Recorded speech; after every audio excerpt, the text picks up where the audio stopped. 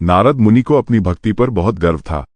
वे हर समय नारायण नारायण का जाप करते थे और उन्हें लगता था कि उनसे बड़ा भगवान का कोई भक्त नहीं है।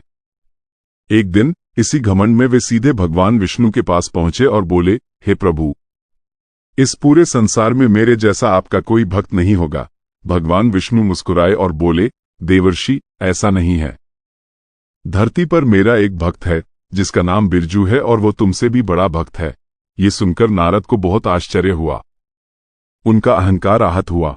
वे तुरंत धरती लोक पर गए और बिरजू को खोजने लगे। बिरजू एक साधारण किसान था जो खेत में हल चलाता था। नारद ने देखा कि वह अपने काम में इतना व्यस्त था कि मुश्किल से कभी कभी ही नारायण का नाम गुनगुनाता था। शाम को वो घर लौटता, बच्चों से बातें करता और खाना खाकर सो जाता। सोने से पहले वो एक बार भगवान का नाम ले लेता था। ये सब देखकर नारद को यकीन नहीं हुआ। उन्होंने सोचा कि हो सकता है बिरजू रात में कोई गुप्त पूजा करता हो। ये जानने के लिए वे रात भर उसके घर के बाहर खड़े रहे, लेकिन बिरजू तो सुबह तक गहरी नींद में सोता रहा। सुबह उठकर वह फिर से अपने रोजमर्रा के कामों में लग गया। गुस्से से तिलमिलाकर नारद सीधे विष्णु जी के पास पहुंचे और शिकायत भरे लहजे में बोले, प्रभु, आपने मेरा अपमान किया। वो अनपढ़ किसान जो न ठीक से नहाता है और न ही आपकी पूजा करता है, उसे आप अपना सबसे बड़ा भक्त मानते हैं? ये तो बहुत बड़ा अन्याय है।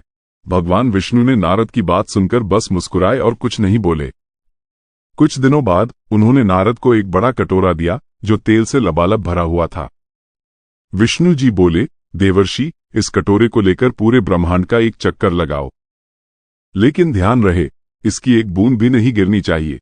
नारद ने कटोरा लिया और बहुत सावधानी से ब्रह्मांड का चक्कर लगाने लगे। 7 दिनों बाद वे बिना एक भी बूंद तेल गिराए वापस लौटे। उन्होंने गर्व से कहा, हे प्रभु, मैंने इसे इतनी सावधानी से लाया कि एक बूंद भी नहीं गिरी। विष्णु जी बोले, ये तो बहुत अच्छी बात है देवर्षि, पर मुझे ये बताओ कि इन 7 दिनों में तुमने मेरा नाम कितनी बार लिया? नारद जी सिर झुकाकर बोले, क्षमा करें प्रभु, मेरा सारा ध्यान इस तेल पर था, इसलिए मुझे आपका नाम लेने का मौका ही नहीं मिला।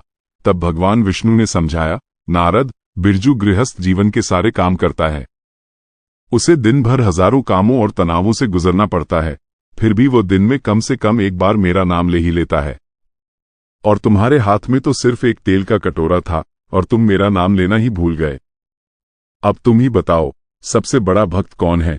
नारद को अपनी गलती का एहसास हुआ और उनका घमंड टूट गया। वे समझ गए कि सच्ची भक्ति दिखावे में नहीं, बल्कि अपने कर्तव्य को पूरी ईमानदारी से निभाते हुए भी ईश्वर को याद करने में है। असली भक्ति वह है जो हर स्थिति में और हर काम के बीच भी ईश्वर को अपने मन में बसाए रखती है।